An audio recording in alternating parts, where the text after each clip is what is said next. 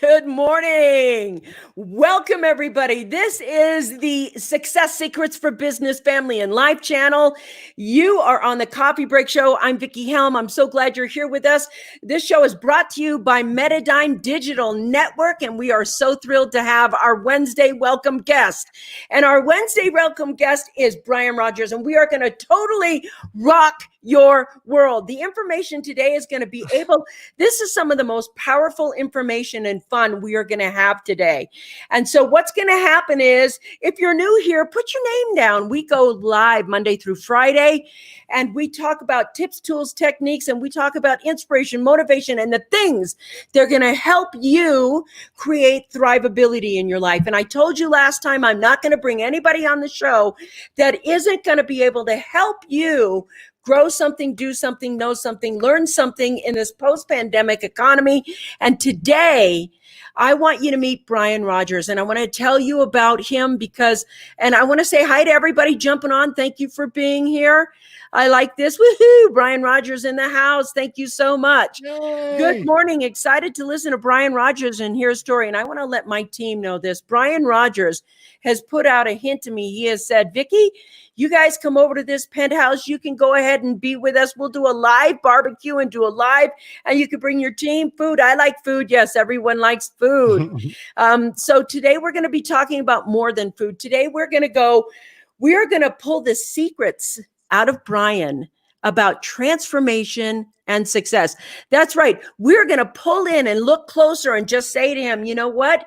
Give us the secrets to how. I want to let you know, Brian's success is vast. He's a best-selling author.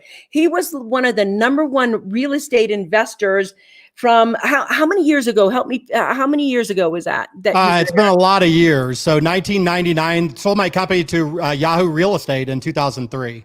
Yes. So he's had so much success.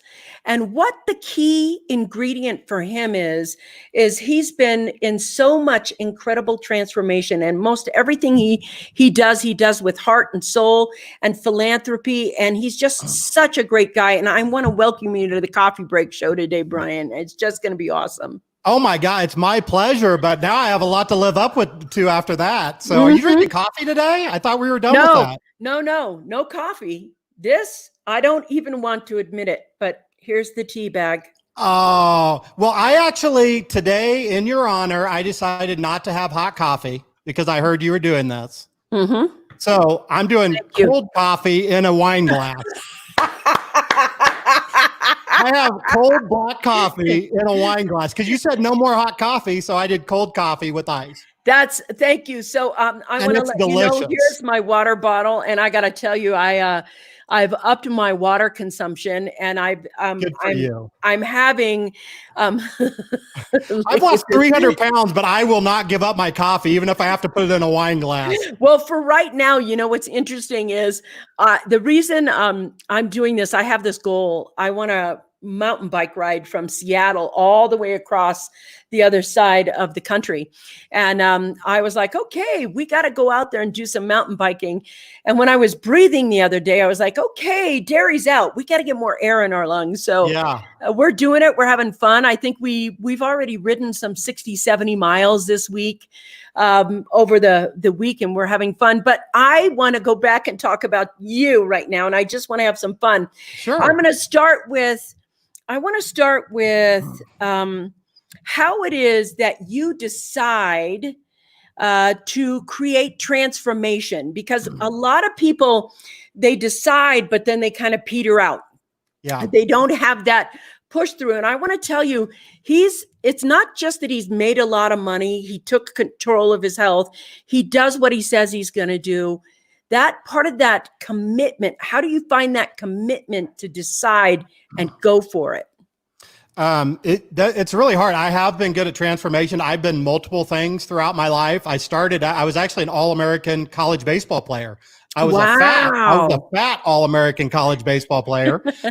Growing up, I grew up very poor in Kansas. I'm from Kansas City, which is where the barbecue comes from, that I'm sure we're going to talk about later. Mm-hmm. So barbecue has been a part of my life for a long time. And I actually played baseball my whole life. I didn't make necessarily great grades, nothing like that.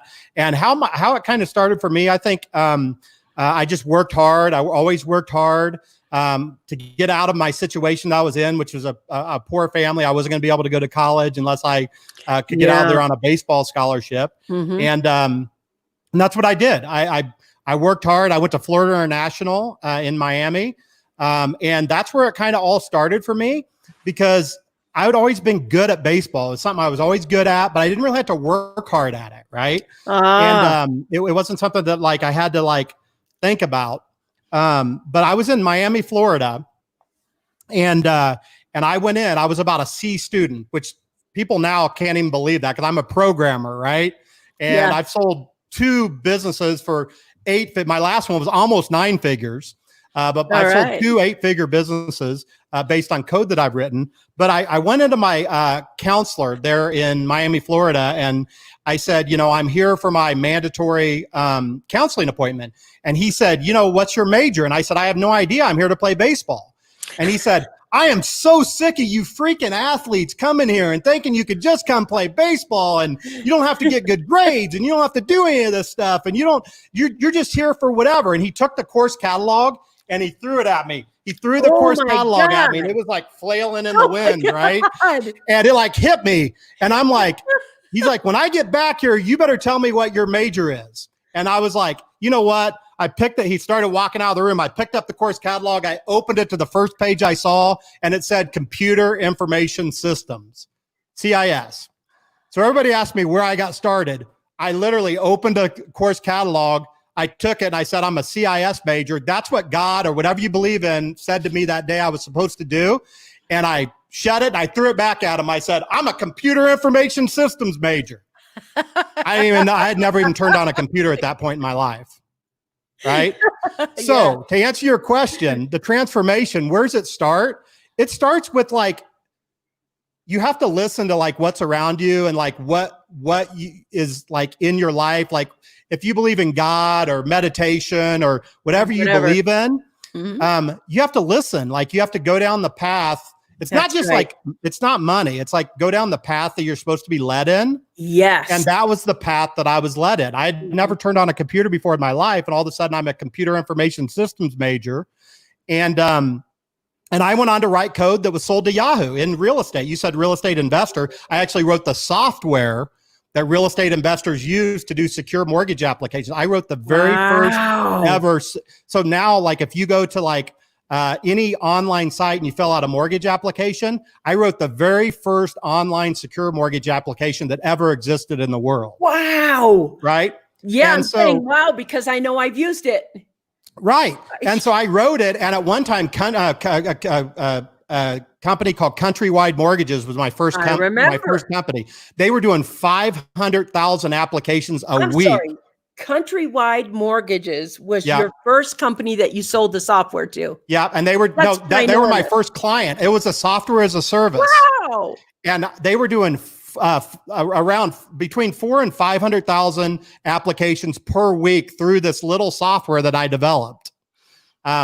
So what gives me the determination is like, doing what it is that you feel like you're supposed to be doing. Right. So that's where it all started for me.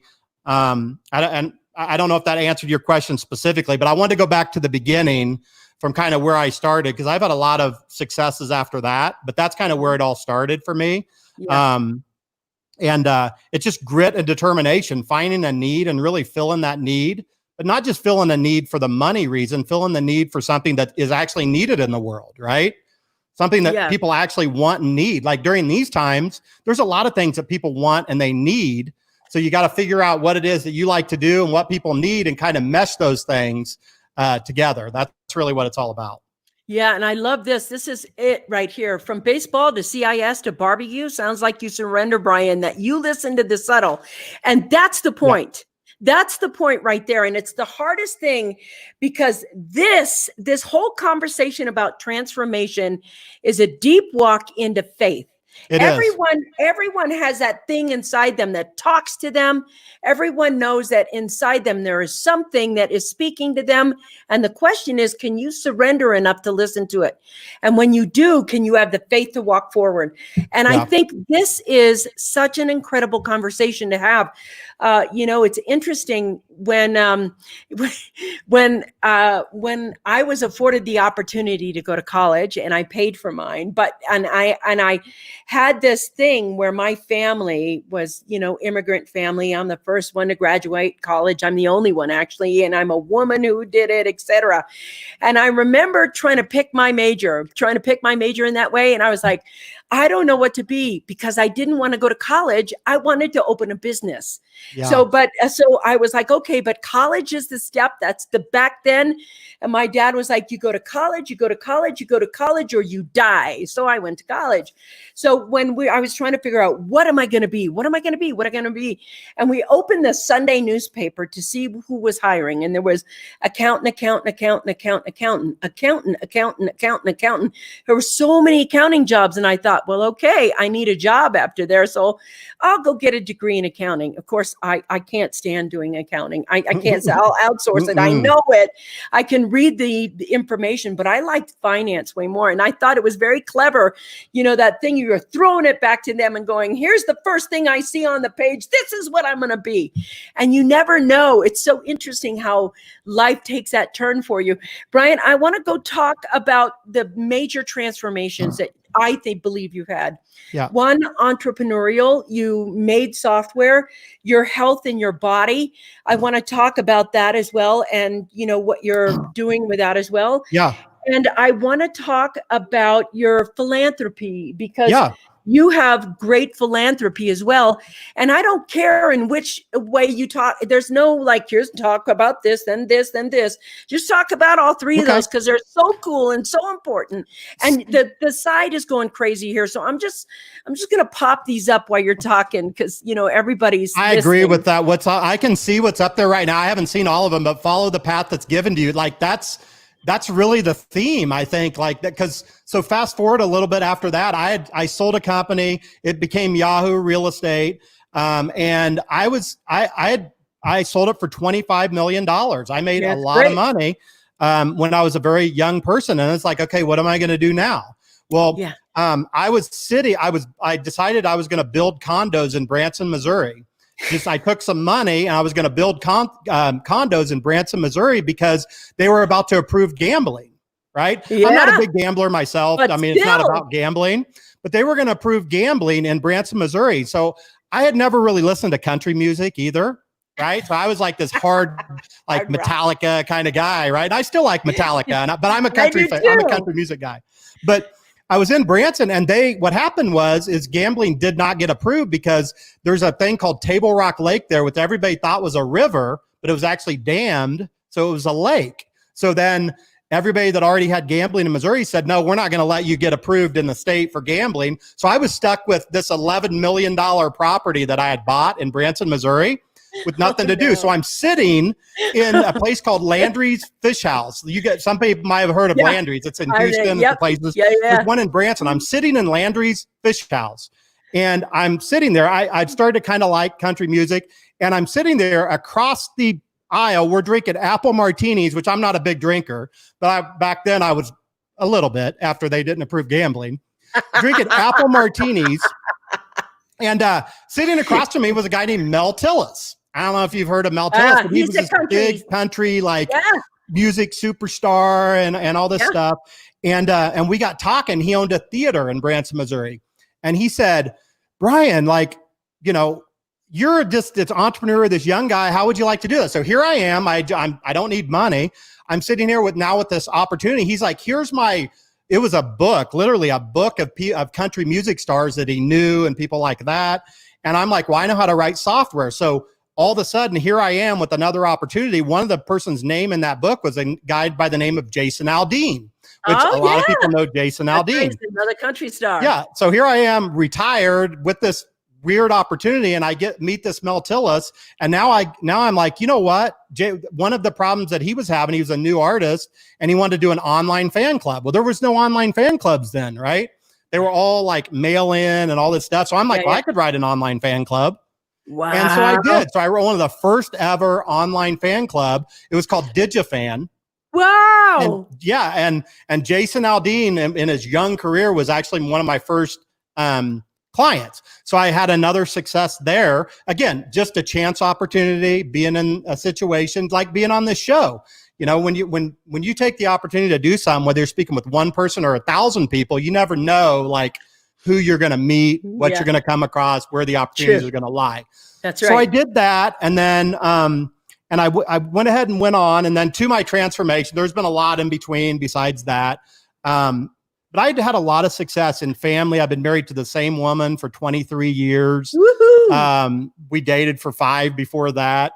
Wow. And a lot of success in every area, finances and business and stuff. But the biggest failure, like, and it's probably the biggest thing that you can't fail at, was my health.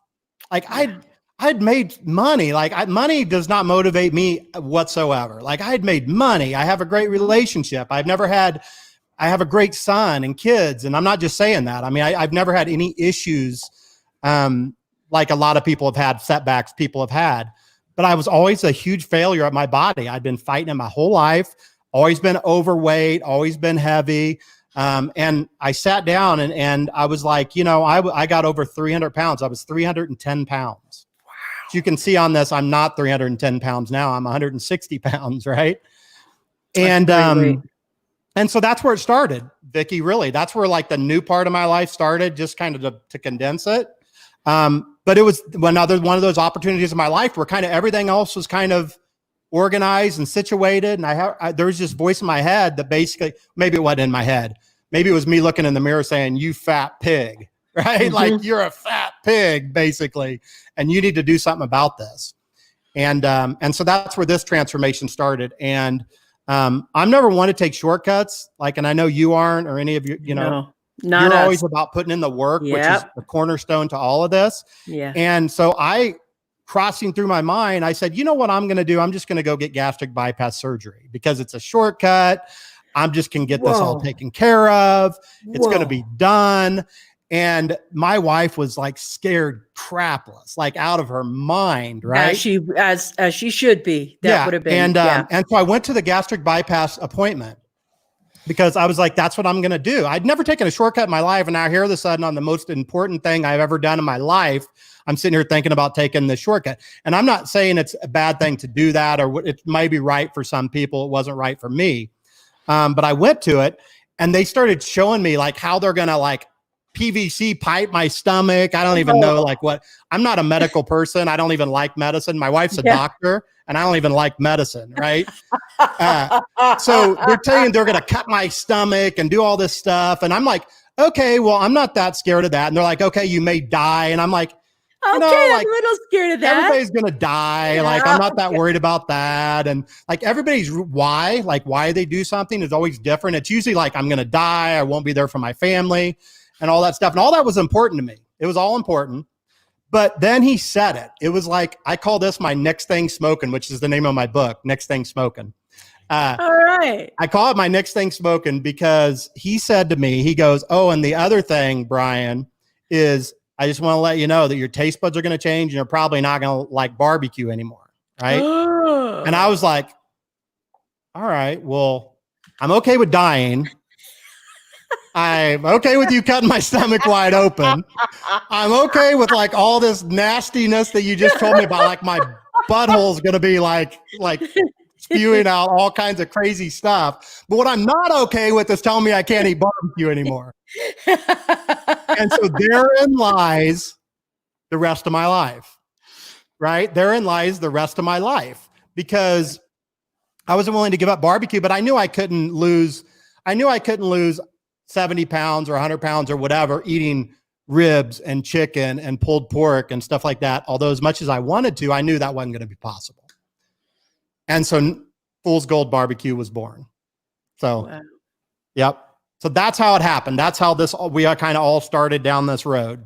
And how is the eating that way? How has it transformed your well-being?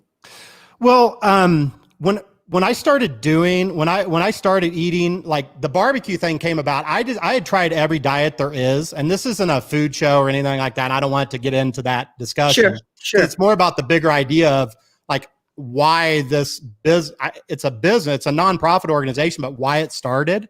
It started as like an idea of just making better choices. Yeah. And it's kind of what we're talking about here is like, it's not about like barbecue. It's not even about like I'm plant-based now. I do plant-based barbecue, but it's always about just making a little bit better choice of what's in front of you. Even in business, in life, I chose barbecue because I loved barbecue, but I always tell everybody, make the best choice. If you like Mexican, eat Mexican, but make the best choice. Like if it's it's this greasy taco versus this more healthy taco, eat the healthier taco. You know, it's all about making a little bit better choices, even in business. It's like, you always have a better choice in front of you to make. You know what I mean? Every single decision you make in life, in business, in food, in diets, in giving up coffee, right? We all can just kind of make a little bit better choices each day. And that's really what Fool's Gold was all about. As far as how eating, for me, it's easy because I love barbecue. I'm more about the sauce and the rubs and stuff like that. So it was easy to me, and it clicked in my mind that it's just time to do this. And within 6 months, I had lost 120 pounds. Fantastic. And 120 pounds. Yeah. But the bigger thing is that I didn't say earlier is I actually had 6 life-threatening diseases. I had liver disease. I was diagnosed with liver disease. Wow. I was diagnosed with sleep apnea. I was snoring so loud at one point that I was waking my son up across my house. And we lived in a huge house at that time, a big house. So it's not like he was sleeping right next to me and I woke him up snoring. And I had dyslipidemia. I had something called buffalo hump, which if you ever seen buffaloes, you know, they have that big hump on their thing. Yeah. I was actually a buffalo hump. I had this big fatty kind of calcium thing on the back of my neck. It was terrible. Right. I was on blood pressure medicine. So within 6 months, not only did I lose 120 pounds, I also reversed all 6 life-threatening diseases. My doctor didn't know what the frick was going on. Fantastic. Amazing. He had no idea. He's wow. like, Brian, you've been given a gift. And I'm like, I know I've been given a gift. And when you're given a gift with the ability to do something, like you're given a gift to do this show, and the other people you have are given the gift to do their shows. I know Scott Stevens that's up there has a show, and you have some other, and whatever it is, when we're given a gift, you can either like take that and make it into something amazing, or you can let that gift just sit in your pocket. And you might have some moderate success with it, but is it really going to make a huge difference? And so that's why I started down this road.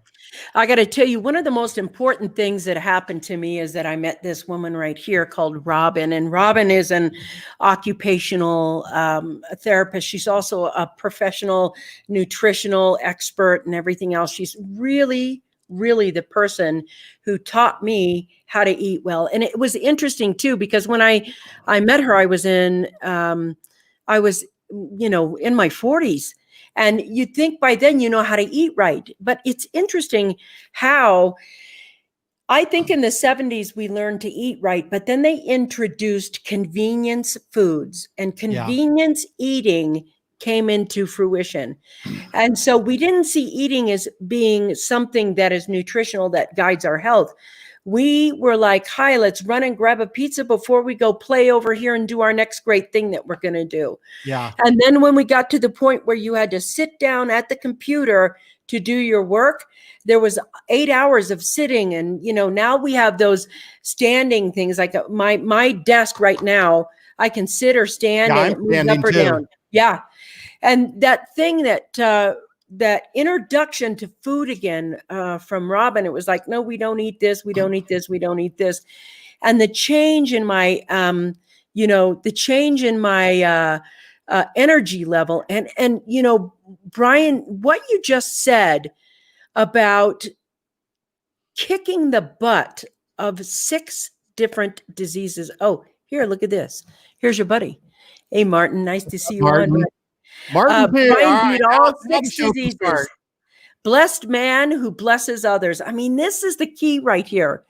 It's like somehow you can really do more than you actually thought.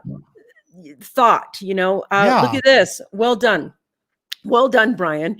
Yeah, And there's everybody's this thing, Vickie, that I think I maybe heard you kind of hit on this maybe 3 or 4 weeks ago, but I sit on a lot of small business panels, and like I'm always getting asked to do mentoring and stuff like that, and I do a lot of it.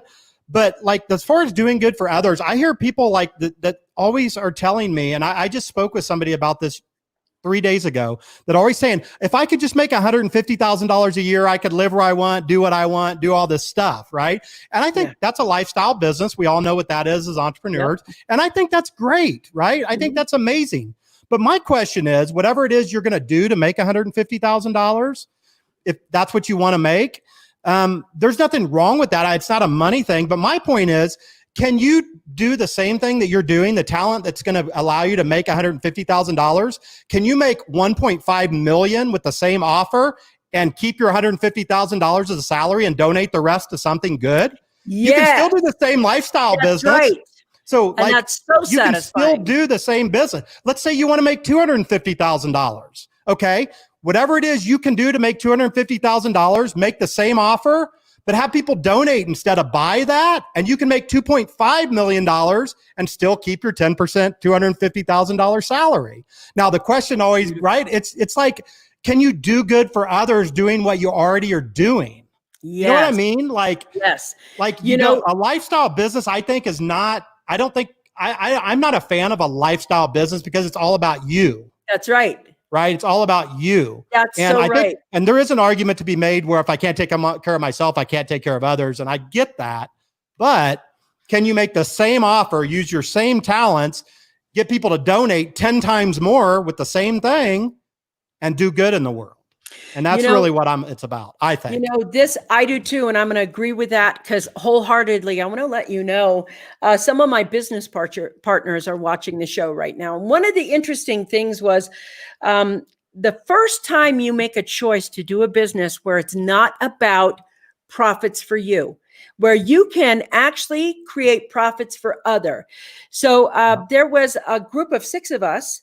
And 4 of us are on the show right now. And Scott Stevens and Don Gifford, actually the initial visionary for this project.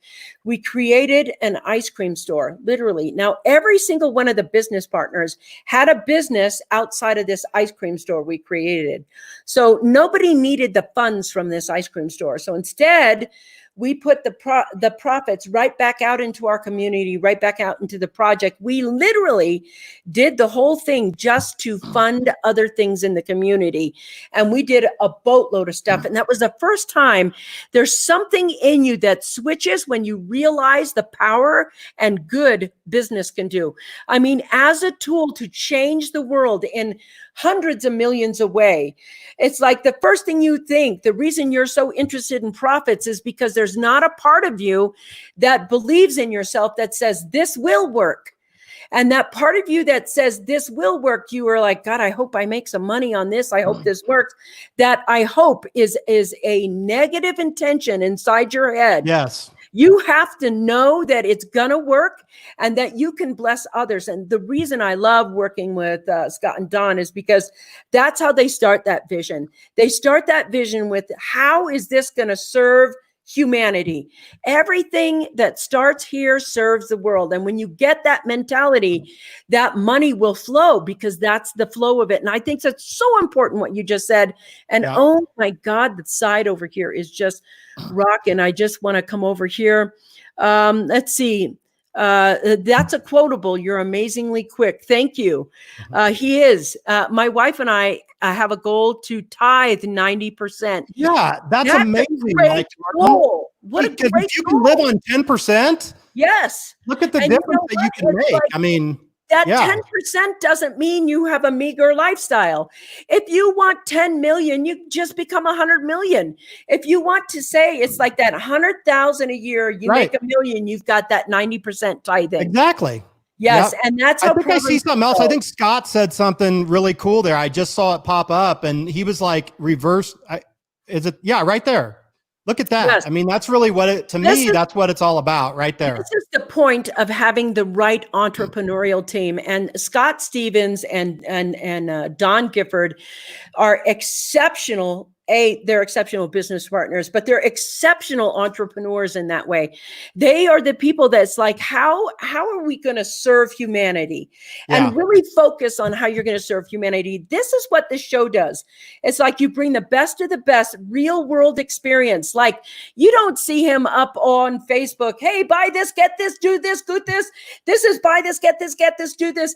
He's already made millions and millions of dollars in the first time that you can make the decision to grow a business and make that quantum leap to the other side, you will never come back. You'll finally figure out there's something that awakens in you, something that is where the universe can use you and the ideas, and you can feel your way around. You know, you're the first person, Brian, I've ever talked about this with. This is a very sacred conversation that most people don't get to have. Most people ask, you know, well, how did you do it? And what tools did you use? And what did you, you know, how did you talk to the people? How did you close the sale? How did you overcome the objections? They don't ever just look at the divinity of business. And when you work in that divinity of business, that's the only thing I've ever done. And I've owned and flipped 12 companies, et cetera. Anytime the feeling hits my heart, I know I'm supposed to do it. And this is an extraordinary conversation. I want to let all the listeners know, and whether it's after the show, hashtag replay, whatever you're doing, this is the point of business. And everybody has corrupted it by saying, go for the money, go for the money, go for the money. And I'm telling you, what Brian just said, that's the key. That's the key to it. So there's nothing wrong with money. I love money. You could see I love it. Where you live, where I live, we all love money. That's not like that we're against money. That's not it. But it's just, you're right. Tools can be found. Strategies can be found. Like I didn't know how to do YouTube in January 1st of this year. Somebody told me to go find Brian G. Johnson. I love him. Guess what? I don't worry about what the tools are. They're like, here's the expert, go find him. I found him, and since January 1st, I've grown my YouTube channel to 7,000 subscribers. Bam! Without, but I don't go participate. I didn't have to do that. The thing is that the tools, the people like you, like Martin, like all the people involved, they're out there. Don't worry about that part of it. Worry about, do you have this? I like the divinity of business. I think you said that like perfectly. Like worry about that first. Right. Worry about paying your bills first. Like I get that you have to pay your house payment, your mortgage payment. I get all that. Trust me, I get that. But get that in line first. The tools and how to close people and stuff like that will come. And I've never been that good at sales. I just basically tell people what I do, and that's the way it goes. Right. So yeah.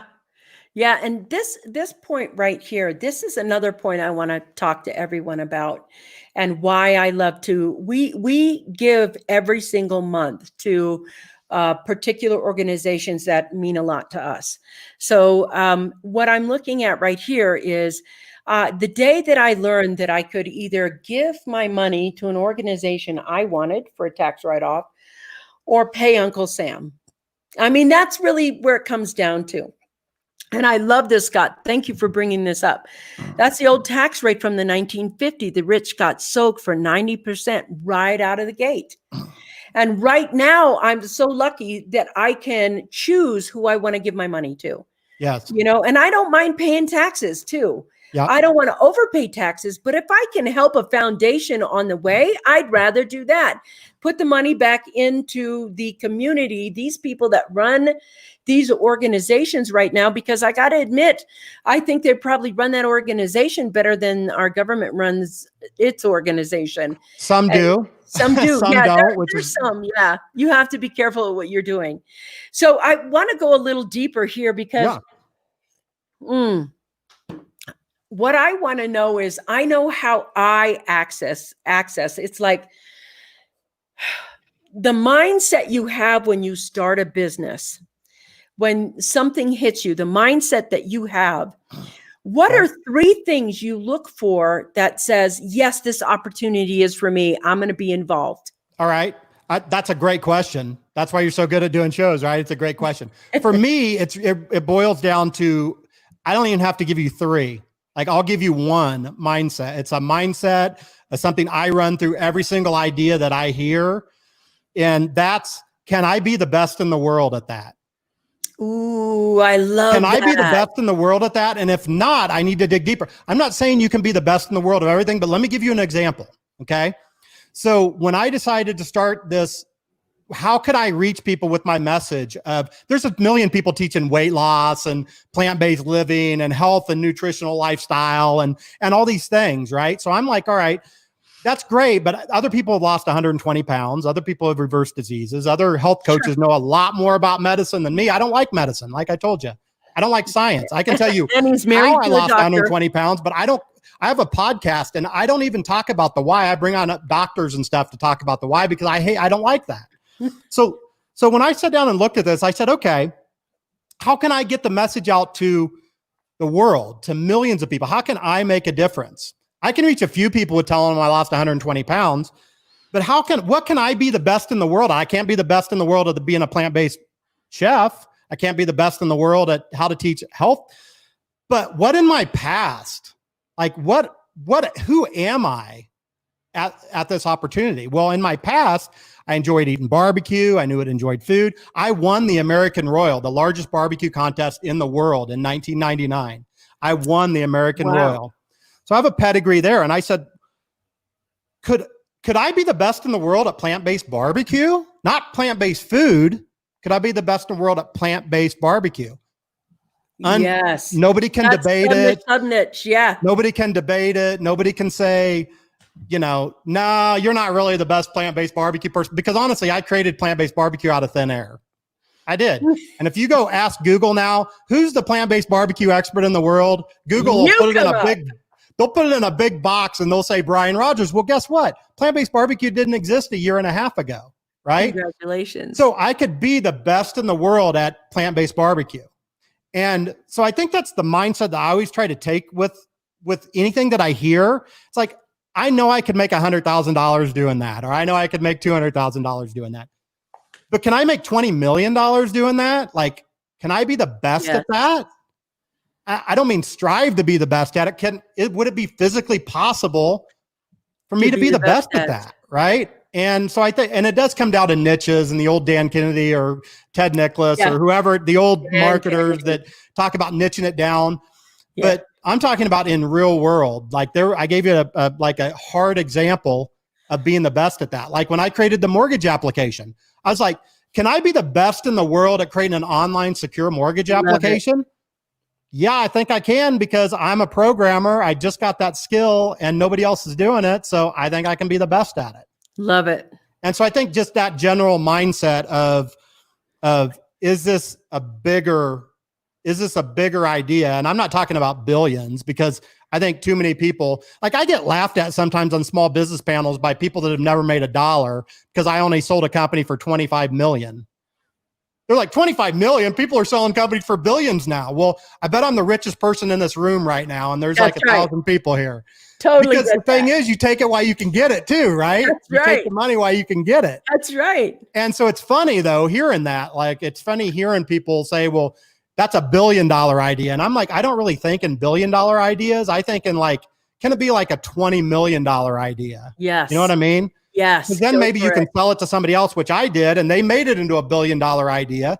I'm not a great leader, so I can't really build $1 billion company. Like I'm not a great manager or leader of people. So I can't build teams and I can't build $1 billion company because I'm not that person. But I can build a $20 million company and take that money and do good with it. So right. I think that's my mindset. My mindset is always like, can I be the best in the world at it? And am I willing to do it myself before I ask somebody else to do it? So I'm a fan of consultants and outsourcing, but I'm not a fan of doing consulting and outsourcing until you can actually at least know how to do whatever it is you're doing yourself first. Exactly. That's the hard part. And you know what's interesting for me? I know there's a lot of people who tout outsourcing. And for some reason, the outsourcing, if I don't have a knowledge base of what I outsource to, you'll get taken advantage of financially. It's not a smart move. Yeah. And if you're going to run your company, run all of it. Like, no, it's not do it all. It's know it, that each section enough to be able to help it run. I want to say there's something so important about what you said, because you said, can I be the best at this? And I always say for myself, when I start, especially when I start writing a book, because the book is, for me, that's the way I'm out there in the universe. But I always think, can I set the bar in this industry? Can I set a new bar? Like the first thing I know about every single industry is that somewhere in that industry, it needs to be cleaned up. That there are lies that are in there, or confusions that are in that industry. And when I write a book on a topic, can I set the bar so high that somebody really has to earn it to beat the topic that I'm writing about? And when I do business, what I really, really try to do, especially on the show, is modeling for them what needs to be done. And what I like about how you are and what you do and the way it is, I love right now how it is that you live your life. And I want to take a moment here, and I want you to step to the left or the right, because I want them to see the baseball field behind you. See that?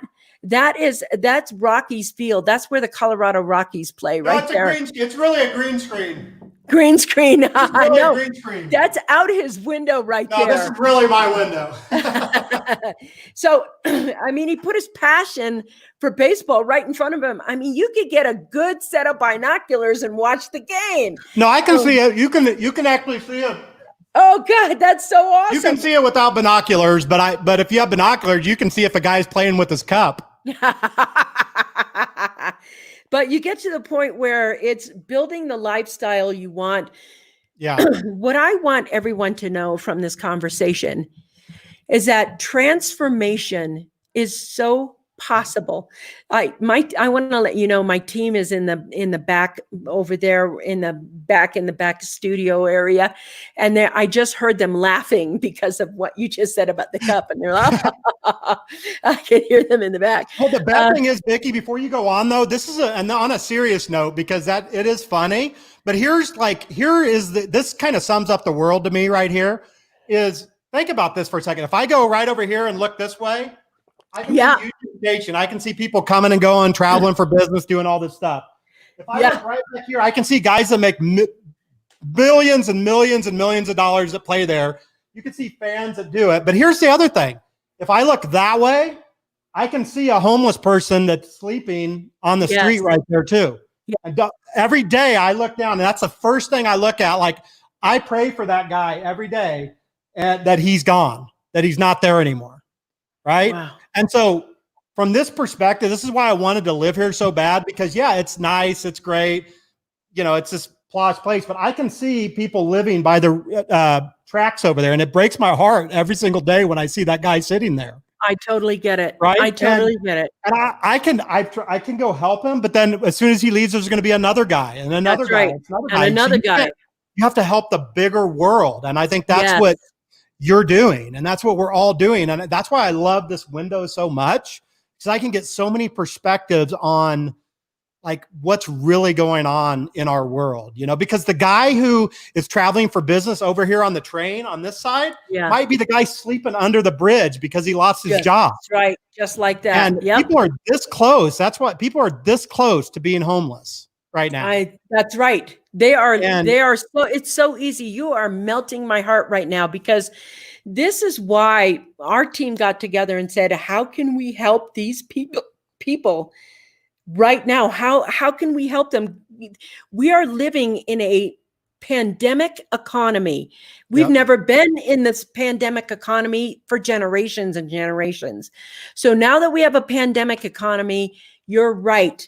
You have to pivot right now. It's like sink or swim, sink or swim, sink or swim. It's right now with that way. Yeah. Martin, thank you for this. Scams and cons are in every industry, and you can become the scam buster. And that's how I write my books. My books are made so that they bust those scams. And there is a bigger industry. I'm going to unleash and get you out of the confusion.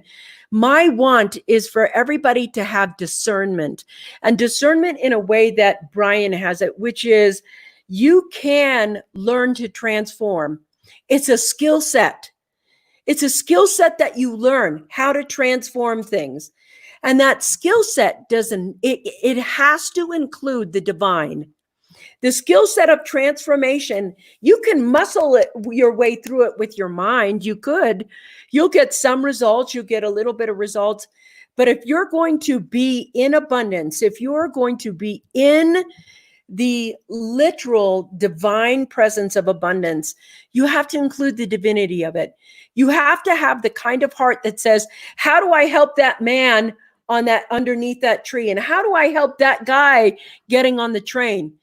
It's like, what if you dared to trust your abilities the way God trusts your abilities?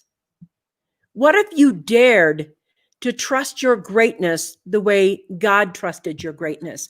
What if you dared to have that piece of it? I want to go over here because everybody's talking. Okay, Donnie says, I enjoy the fact that you took on the challenge of a plant-based barbecue to not only make something that is healthy, but the great challenge of making it taste good. That's quite true. The challenge too. Yeah, my kitchen, I tried my barbecue sauce, which is in Whole Foods, and you can go to Fool's Gold Barbecue and check out my sauces and stuff. But my kitchen, when I did my barbecue sauce, looked like Dexter's Lab. It looked like a murder scene in my kitchen. I tried so many different ways to make it flavorful and still healthy. So yes, 100%. Yes. Jocks on jocks. That's right. That's good. Martin, I know that was a past comment, but I had to put it up. I was waiting for your humor. Yes, everybody does, because Brian and Martin, when they get together, they just become, I don't know, the Smothers Brothers. They're just, I think we're about the Smothers Brothers, I think. So. Keep your perspective on what is happening in the world. It keeps you in a grateful servant leader mindset. And this is the thing. Everybody always thinks, I'll work with you, Vickie, because you know how to make money fast. And I'm like, zip, you're out. I want a servant attitude and a servant heart. And I got to tell you, the people on my team, the reason we're so successful is because that is the centerpiece of what we do. The reason we are so successful on our shows and what we do or what we write about and the guests we have on our show is because we leave that in there. We make that part of the conversation. So let me ask you something. If you were talking to somebody who's just starting out right now, and maybe they lost their job and they've never had a business before, and they don't know quite what to do, what 3 pieces of advice would you give somebody starting out? And let's say they live paycheck to paycheck and they don't have a lot of money. What would you say to them to get them? What would be your advice? Well, the first thing is find out what, like everybody says it. It's kind of cliche. Like, what are you passionate about? What in your past can be valuable? Because you only have to be a little bit better than somebody else to be able to teach somebody how to do something, right? Mm-hmm. You don't have to be the expert on something to teach somebody how to do something. I certainly wasn't the expert on plant-based barbecue when I started, right? And so you don't have to be the expert on anything. But secondly, also, you got to evaluate where you're at too. You got to take care of your family. So if that means going and working as Uber or driving Uber or driving or delivering pizzas or whatever it means to keep your family going, then go put in that work, but always be on shows like this and listening to how you can get better. But also don't overanalyze things either. Like, do something. It's always better to just do something than it is to learn more. Like, I'm a huge fan of learning, but you have to actually do something. Like, just put something into action instead of like analyzing 50 different ways where you could possibly do it. You know what I mean? So those would be the 3 things to me, is like, still take care of your family if you have your family, and yourself and your needs with whatever that means to do, even if it means you have to stay up 24 hours a day doing it. Take action, learn what you need to do. But again, you only have to be a little bit better than the next person to do it. And then just become the best in the world at it as you go. So that's really it. And do good. Do good is always, if you do good, I mean, that's really always been my thing. So. I want to go over here because Donnie is, I totally understand. From the home we had in Puerto Rico, I used to always pray for the homeless guy. We would watch every day from the beautiful balcony at Strood. They had a penthouse suite, and down below the penthouse suite was this home where this guy was homeless. They would actually befriend him and talk to him. It always gave me the perspective of compassion and wonder. And I got to tell you, this guy right here, Donnie, this is the guy I was talking about earlier, Brian. He's got a heart very much like yours. Exactly. And he has garnered so much success in his life from having that same mindset, that same heart, that same, and I'm so fortunate. And let's see, Scott, one's own experiences are the most powerful teaching tools, especially when aligned with humor. Yes, they do. They work when aligned with humor. You're absolutely right. So, hey, Anna, it's you. And I know because it's your red heart. Hello. It's really great to see you. Thanks for being here. Do good. Can't go wrong with that. Yes. It's like, here's the thing. I think it is so unfortunate when somebody starts a business to scam people. I'm like, really? That's your highest bar in life? That's the only thing you think you can do? I can only get rich if I hurt someone else. I can only get rich if I harm people or scam them. Come on, really? That's it? Give me a break here. So, and you don't have to argue for your perspective either. I mean, that's the other thing that drives me crazy is people when they're trying to make their point about whatever it is they do, they want to go out and argue and forcefully make their point to people. And if you're doing good and doing what's right, you don't have to argue with people to create your point. People will just come along with you, right? Yes. You can just let people know what it is you do, what you're good at, blah, blah, blah, in a way that's not arrogant, and people will come along with you. You don't have to argue your point about every single thing, right? I mean, it's so many people, especially good salespeople, they try to force their point on people, and that doesn't work long term. Yeah, that pressure sales is really not my thing. Yeah. I'm really, I think that sales in that way, I've made a fortune so many times and never once had to pressure sell. Yep. And I think that is a difference. Hey, Martin, I love this. A mediocre plan passionately executed is better than a perfect plan on the shelf. I agree. That's true. I agree. And every once in a while, you'll hit the perfect plan with the perfect passion, and then boom. Right? Yeah, and I want to talk about that, Brian, because most people don't plan on the boom. Everybody that makes a business, they're like, I hope it has a little growth, medium growth. You know what? Plan on the boom. The boom happens, and it's happened twice. And I will tell you, if you don't plan for the boom and the boom happens, you are running so fast. It is not good to boom without having a plan. Plan for the boom. Thank you for that. So I also want to say this right here. I love Brian's advice in 2 letters. Do. Yeah. That's right. That's right. It's just do. Thank you. Let's see, Karen. Brian's secret sauce for success. 1, learn to be a little better than the next guy. 2, take care of your family. 3, do it. 4, do good. Yeah. I mean, the common theme here is none of this stuff is hard to learn. That's the beauty of that's the common theme. It doesn't, like, I'm not that, like, I'm a guy, I'm a man. I know how to do like 4 things good and not all at the same time. Right? So it doesn't, like, you just have to, like, be willing to do it, right? Just get out there and do something. It's not that hard. We all overcomplicate it. We definitely overcomplicate it. Okay, my team is already speaking up. I want to let you know, the other day he was on instant messaging me. Yes, let's do a show, a live show from the house, and let's do a barbecue and, bring that. I'm in. Like, now look at this. Now that we meet the man, I want to taste the barbecue. Good intentions create good, tasty food. It must be full of love. Yes, it's only full of love. Whoever said that, all full of love. Donnie. That's Donnie. Yeah. Karen says, Martin, there are too many great ideas that can change the world. They are still on the shelf. It's so sad that is true. Ha, ha, ha. He's laughing. Thank you very much. The secret recipe. I love this. Martin says that keep it simple. Simplicity is easier to do. And I agree with that. So easier. And I got to say, this has been such a fun show, and it's usually over in 2 minutes, but I'm going to keep going a little bit because I think it's on fire right now. And it's like, I want to tell everybody on the show right now, I want to give you a very, very clear message. The chances that you're going to get a multimillionaire to sit down and talk with you on their busy schedule, where they're going to sit down and give you the secrets to becoming a multimillionaire and doing good in the world, really making it so that you use your business to help you, give you the life that you want, and give other people's the opportunity to join you in that life, that business. That's small. It's here right now. You should be playing this again and again and getting in those couple of pieces that are out there. And I want to make sure that while we have Brian here and he's willing to go a little longer here, he's willing, you're getting a $10,000 consultation, because I paid $10,000 to have these kinds of consultations right now from somebody who's actually done it. Now, here's what I want to talk about.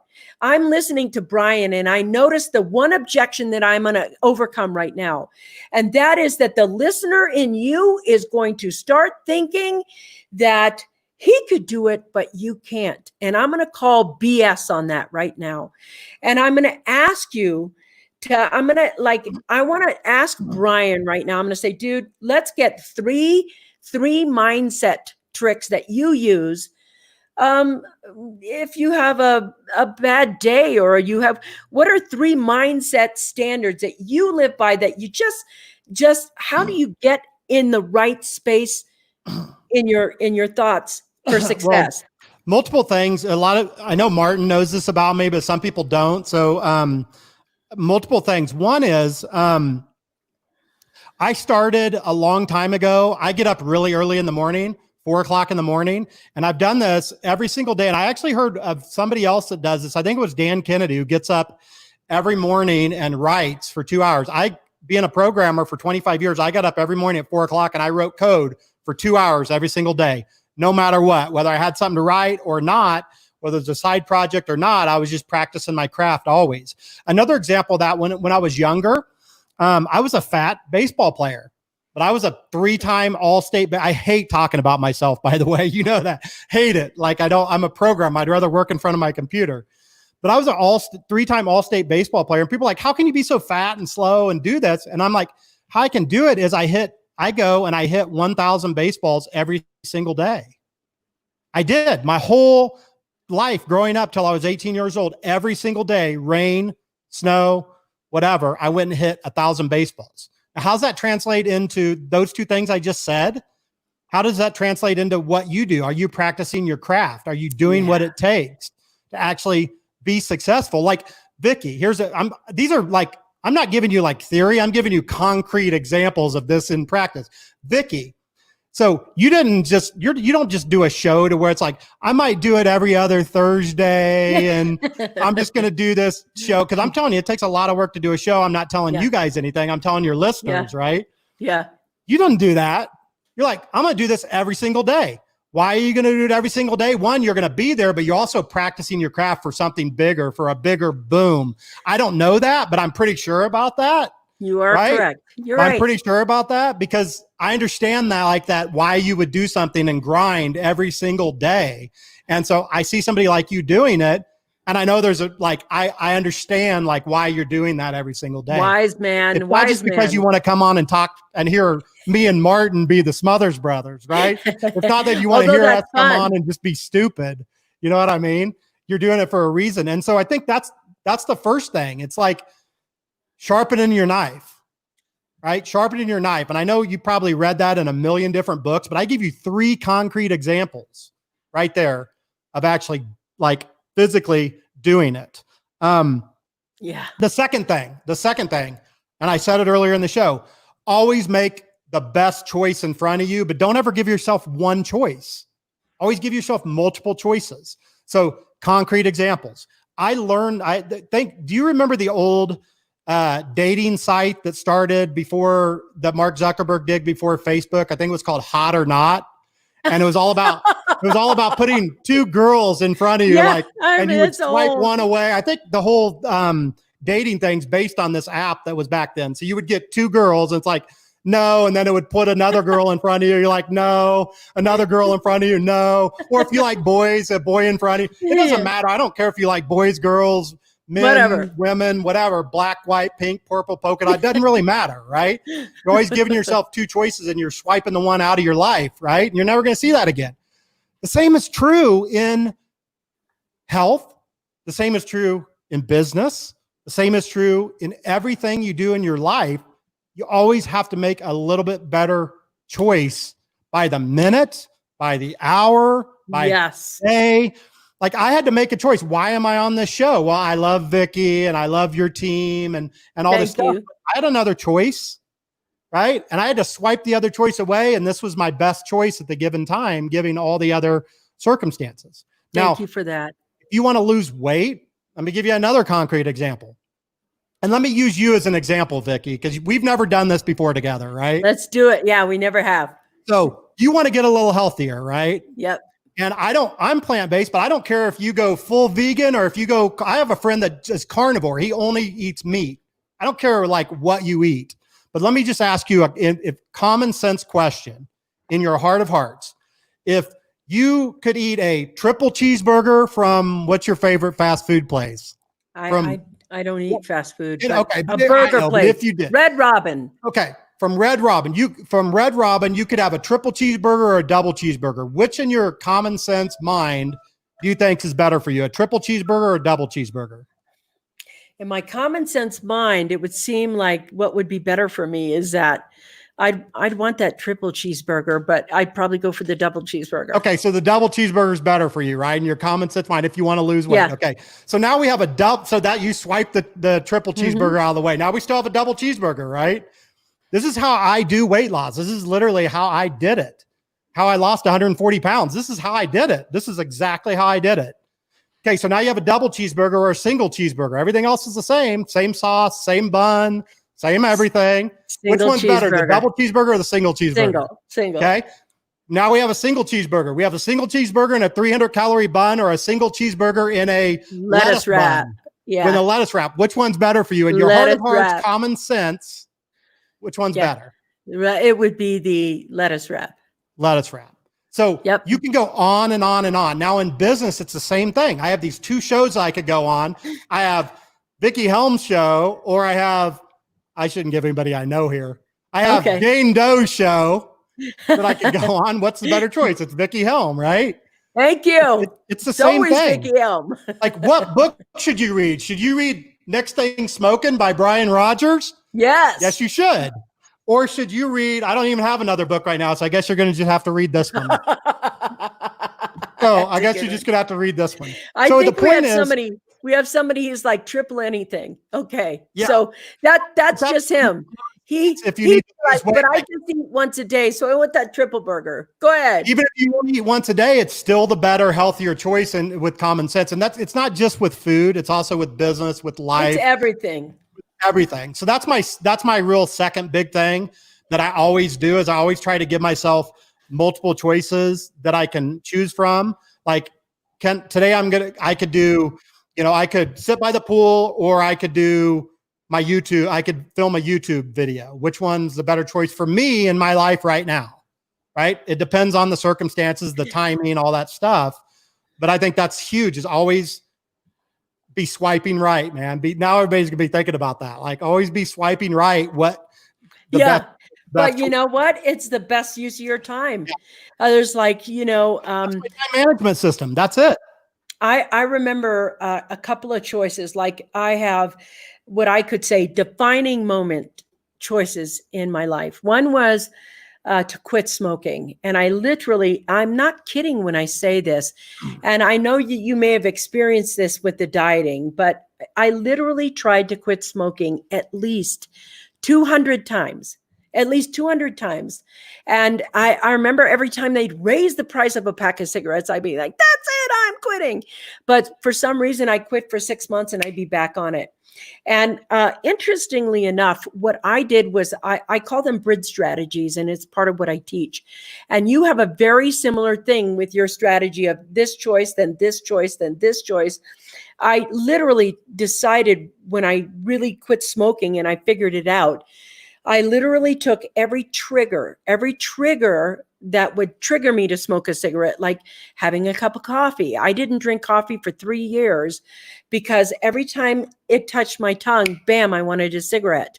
So I took out all the triggers that would do that for me. And now it's like when I do wellness, I try to take out all the triggers in the house. And, I live with the goddess of good eating and healthy stuff. So there are no triggers in the house, So when I get to the point where that thing is, I love the strategy of allowing yourself to not just say, okay, we're not knocking potato chips out, but here are the potato chips. And here is the, cucumber salad. And you can have potato chips or cucumber salad. Which one is better for you? And wham, you can just, okay, no potato chips. Yep. And I love that. I love that strategy. And, you can do all kinds of things. I got to tell you, this thing is we're going over, number 3 guys. is to be vulnerable. My third was, before I forget, is to be vulnerable. Absolutely. That's my third real big tip is just let people know what's going on in your life. Like, don't lie to people. Don't put on something that you're not, right? I mean, just be vulnerable. That's really important. It is, especially if you want connection with yourself or people. And I got to say, here's this is The Next Thing Smoking. Go get that book. It is excellent. And you gotta be able to know that there's so much humbleness and giving and generosity with Brian today. I mean, so much amazing information. Listen, his foundation, we're going to put a link in the description here. The link's there. If you've liked what he said and he meant a lot to you, go over there and make a little donation to him today. He didn't plan this. He didn't plan that I was going to say it. Here's the thing, foundation, nexthingsmoking.org. And go be involved and take a look at it. We're helping childhood obesity over here today. Yeah, Brian, and could I say something about the foundation? Yes, please. I would love because that. a lot of people might be able to help in other ways with the foundation too, other than just money. The foundation is when you actually donate to Next Thing Smoking, you can look at a list of our initiatives and things that we're already doing over there, which is surprisingly, childhood obesity is the issue that we're trying to fight. But surprisingly, to do that, it seems easy, but it's a complex situation. You have to educate parents and schools, and surprisingly, even malnutrition is a big part of obesity, which you would think that's the opposite, right? Yeah. We're eating the wrong things. But one thing we do at Next Thing Smoking is when you sign up and you give a donation, you get access to our platform, which includes access to me. I do a weekly thing there. All my recipes are in there. Like all my recipes are in there behind the closed door, kind of like a membership site, but it's an organization. Nice. There's recipes. There's my exact plan, how I lost 140 pounds. There's tools and resources if you're a teacher, if you're a health coach, or if you want to give Next Thing Smoking access away to people that need it for free, you can get that. But there's also a section called the Next Thing Smoking Foundation Friends of the Foundation. And what the Friends of the Foundation is, it's an area to where we ask business people, entrepreneurs, other health coaches, anybody that wants to donate something they sell normally. Nice. Like if you have a course that you sell to teach people how to do YouTube, or if you have a course that you sell to teach people how to, do an exercise program, whatever that you sell, that's a physical value, then we would love for you to donate that to us, and we will put that in our foundation. So cool. You're welcome to give money. You can give anywhere from $50. We've had donations up to $50,000. So we've raised over $1 million since I started the foundation this year. So we'd love to have money, but if there's something else you can contribute that you have that's like a physical book or something that you sell on your site, we'd love to have that as well. And it's 100% tax deductible still too, even if you donate something to us. So beautiful. Love that. I started the foundation because I've donated millions of dollars to other foundations and other organizations.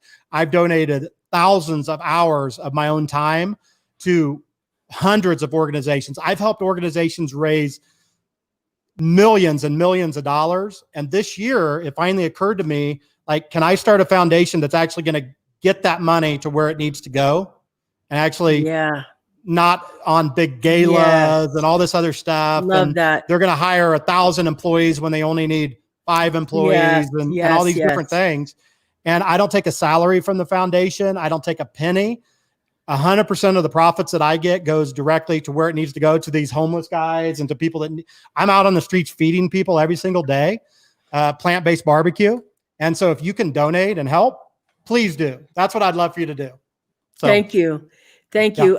Brian, it has been magic to have you here today. Magic. And you have been so generous. And my heart is absolutely, I got to tell you, I'm really melted right now, like I'm fighting tears. And I think that you have been so kind today. I don't even know how to say thank you. I just want to say that being on the show like this with you has been wonderful. And thank you for joining us. But I just want to, I want to give you the feedback people are saying. This is the reason to earn money, simply to share the bounty. There's so much need in the world, so much. Thank you, Scott. Donnie, you're quite the dynamic personality, Brian, for a man who prefers coding in the morning. You exude goodness, and it has been a privilege listening to your story. Thank you so much. That is just so, so wonderful. Here, look at this. Awesomely magical, you two. Thank you. Thank you. We are good, huh? Yeah, we're pretty good together. We're pretty good together. I'll give you that. I have this thing. Yes. And people are like, we need your Brian Rodgers is that it is exactly like that.